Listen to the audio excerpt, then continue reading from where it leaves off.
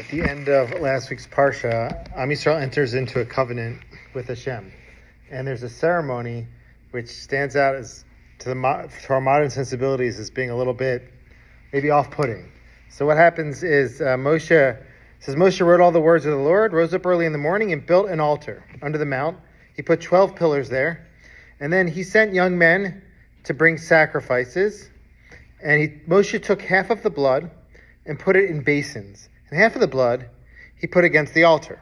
Okay, so this is called Brita Aganot, which Aganot are basins. Okay, so half of the blood on the altar, half of the blood in basins. What does he do with the blood in the basins? After he goes on and reads, he took the book of the covenant, he read laws to the people, and they said, we're going to obey God. And then what did he do with the blood in the basin? He sprinkled it on the people.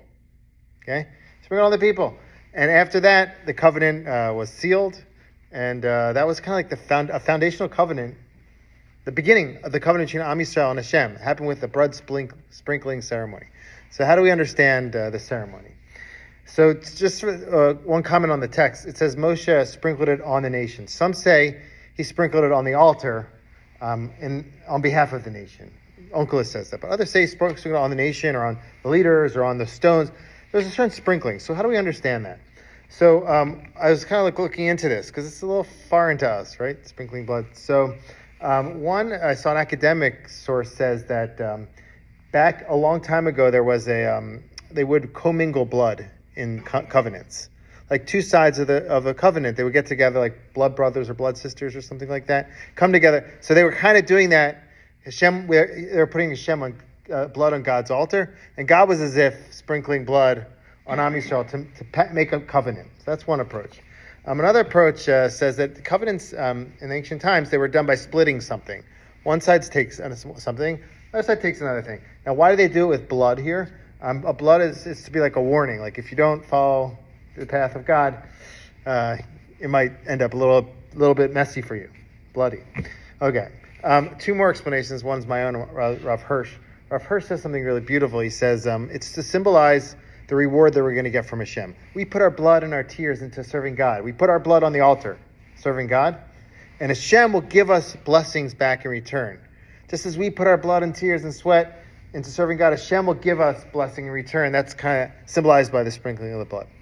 One more understanding, a very simple one, and it could be kind of inspiring for us in these days, is that we give our life over to Hashem. We give our blood over to Hashem on the altar, and Hashem's part of the covenant is that Hashem's going to keep us alive. Hashem's going to sustain us as a nation and help us push through. And truth be told, Am Yisrael has pushed through so many things throughout our history. So many kingdoms have risen and fallen. So many oppressors have tried to push us down. We're still alive and we're still thriving, Baruch Hashem. And so that's part of this covenant. The blood symbolizes life. And Hashem's saying, I'm always going to keep you alive. And the reason is perhaps because of what's talked about earlier in the Parsha, the Mishpatim, because of our ethical teachings we have for the world. Hashem has a goal for Am Yisrael.